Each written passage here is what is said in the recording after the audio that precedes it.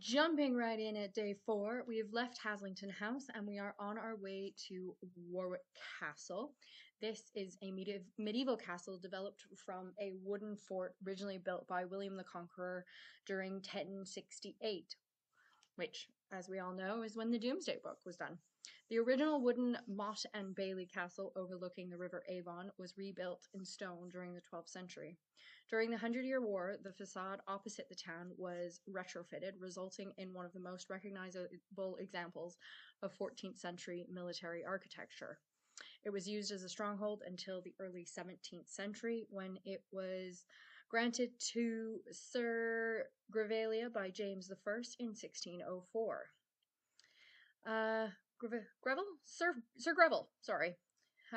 Greville converted it into a country house, and it was owned by the family who became the Earls of Warwick in 1759, and in 1978 it was still owned by the Greville family, and then it was purchased by the Tussauds Group, which explains a lot when you start to see the house.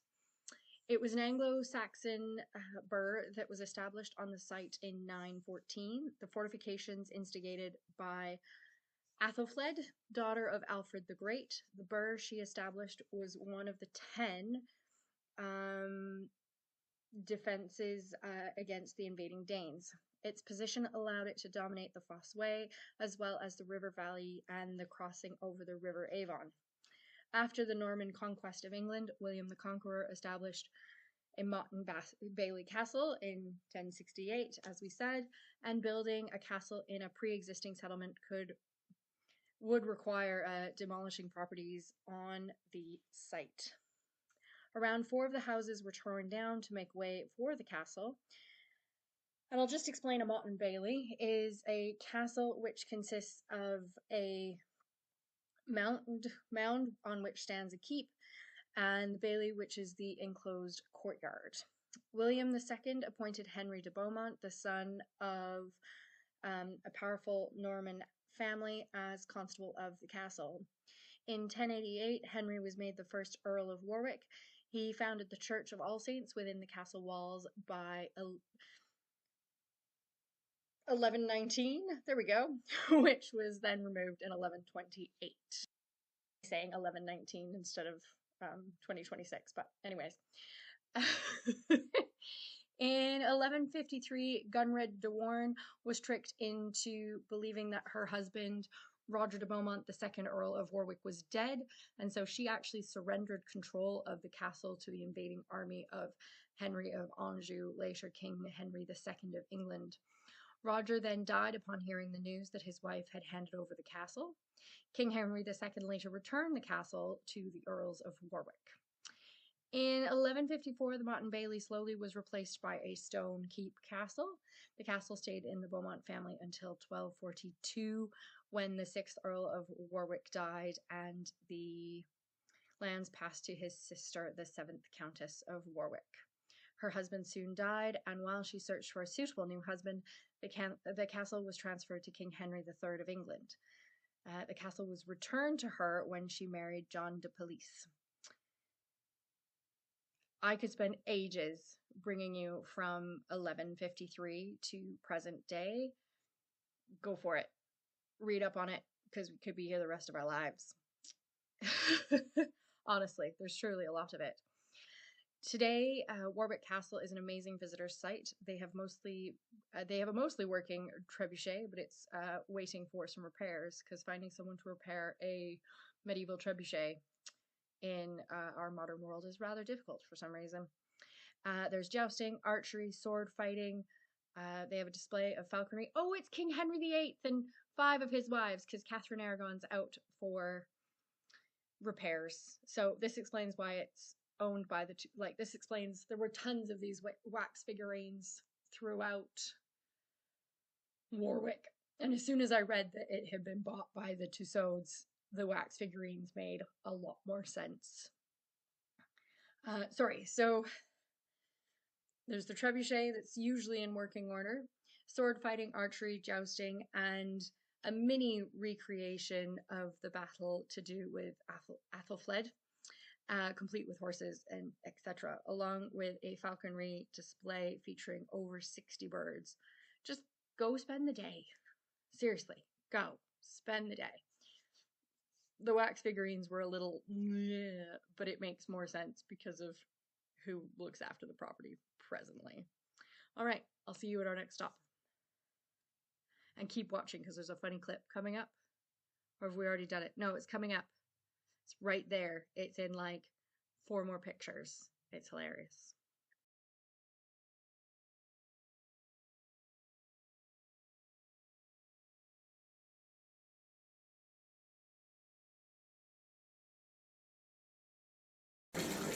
Yes, down there.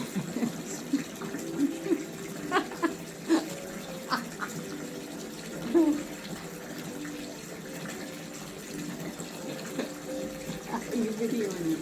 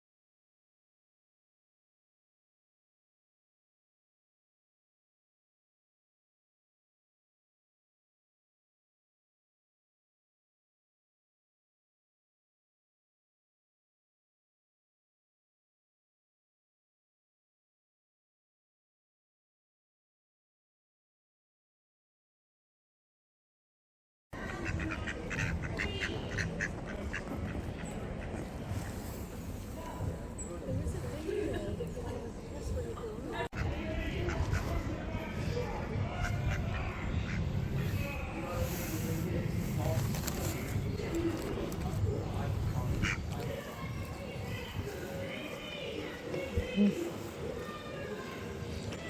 think they're hanging around me because I didn't have a what yesterday.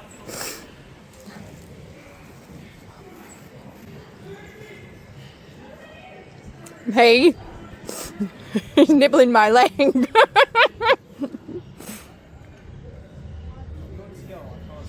He's hungry. He's nibbling me.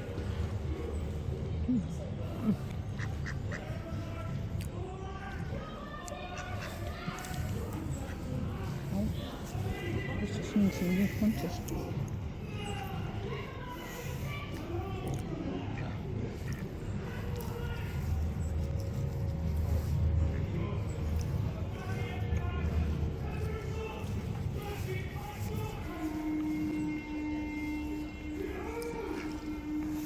Look at the one on your left.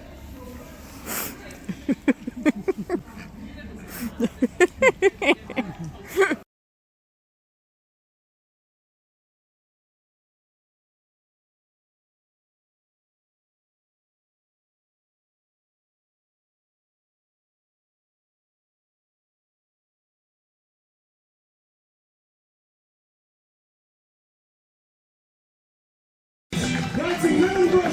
Hey! Warwick, riding Aphrodite Saya! for Fraser, rising welcome and Roxy. So, and for Godric, riding McDreamy. Hey!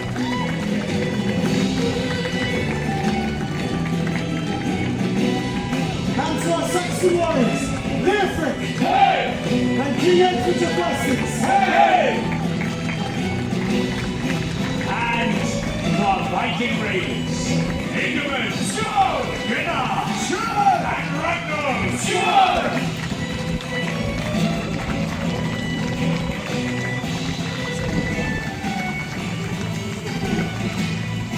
Please join us for one final aim. One for Lady Athelflaed and the Kingdom of Mercia. Hey!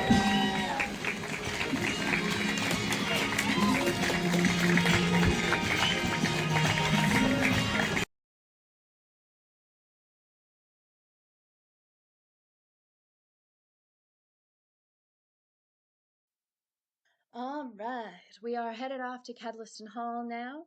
Kedleston is a prime example of a Palladian exterior with neoclassical interiors, now owned by the National Trust. It was built by the Curzon family, and the new Kedleston in Derbyshire in the 1760s. The medieval village of Kedleston was actually moved in 1750 by Nathaniel Curzon to make way for the manor. All that remains of the original village is the 12th century church, which is an All Saints church. Nathaniel Curzon and family have been at Kedleston Hall since at least 1297 and have lived in a succession of manor houses near or on the site of the present Kedleston Hall all that time. The present house was designed by Palladian architects James Payne and Matthew Brettingham and was loosely based on an original plan by Andrea Palladio for Villa Monsiego, but it was never built. At the time, a relatively unknown architect, Robert Adam, was designing some garden temples to enhance the landscape of the park, and Nathaniel Curzon was so impressed by his designs that Adam was quickly made and was quickly put in charge of the new mansion. Upon Richard's death in 1977, the 1977 expenses compelled the heir to transfer the property to the care of the National Trust. So we're going to talk about the house real quick. The three-story house is made up of 3 blocks linked by 2 segmented curved corridors, and the wood actually in the corridors is curved to the curvature of the building. It's very cool. And I believe the family still lives in one of these 3 blocks. The ground floor features the Undercroft and a museum of trinkets, shall we say, that were brought back from the extensive travels of the Curzon family. And then the upper floors are made of smooth dressed stone. The central block contains the staterooms and was intended only for formal entertaining. The east block was a self-contained country house in its own right, containing all of the rooms for the family's private use, and so that's where they are today, living today. And the identical west block contained the kitchens and all other domestic rooms and staff accommodations. There were plans for 2 more pavilions of size and appearance to be added, but it was never executed. And these were meant to contain a southeast music room and a southwest conservatory and chapel. The entrance hall that you enter through the north portico has a floor of inlaid Italian marble, along with several Nottingham alabaster columns with Corinthian capitals to support the decorated ceiling. I could go on. The house is stunning. As you see, there's a lot of this blue silk brocade coming up. And the National Trust did redecorate the house after they decorated some of the house when they got it. And this blue silk, you'll see, is everywhere. And it's not just because they got a good deal on a large quantity of fabric. It is because historically it was always this same color. So it wasn't done in error. Anyways, as I've said, throughout the hall are many curiosities pertaining to George, Lord Curzon of Kedleston, who succeeded to the house in 1916 and who also had served as Viceroy of India from 1899 to 1905. Lord Curzon had amassed a large collection of subcontinental and Far Eastern artifacts, which are on display in the Undercroft. Lord blah, blah, blah, blah, blah. Also should be on display, which should be back on display in 2027 after it's back from conservation, is Lady Curzon's Delhi Dubar coronation dress of 1903, which was designed by the House of Worth in Paris and was known as the peacock dress for the many precious and semi-precious stones sewn into its fabric. It is also got gold and silver, so it's fantastic. Absolutely fantastic. I will also very quickly add that in 1939, Kedleston Hall was offered by Richard Curzon, the second Viscount of Scarsdale, for use by the War Office. The hall was used in various ways during the war, including a mustering point and army training camp. It also formed one of the Y stations to gather signals intelligence by collection radio transmission, which were encrypted and subsequently passed on to Bletchley Park. So that's very cool. All right, on to the upper house where we are staying this evening. Francis Wedgwood, Josiah Wedgwood's grandson, and his wife bought the Lee estate in the early 1840s. It comprised of 94 acres bordering the canal of the parish boundaries. They wanted to escape the pollution and heavy industry that had developed around the Etruria area, and which is the original site of the Wedgwood factory, which has been moved to Stoke-on-Trent. Originally called the New Hall, to distinguish it from the existing property in the village called the Old Hall. It later became known as the Upper House to distinguish it from a lower house on the property. The house is typical of its era and was designed so that the principal rooms overlooked the valley, and the cantilevered staircase is made of Portland stone instead of traditionally as it would have been out of wood. The servants' quarters were located at the side of the house rather than on the upper floors, and the Wedgwood household of the time consisted of the family, governess, music teacher, dressmaker, cook, kitchen maid, nursery maid, footman, and a groom. Francis Wedgwood would rise early every morning to exercise before breakfast and then mount his horse and be off to work. Many of the townsfolk actually had their watches set by him, so he was a consistent man. He was one of the first to commute to work by train when the line was opened between Etruria and Barlaston, and it was here we stayed the night, and it is a delightful family-run hotel. I'll see you in the next one. Bye!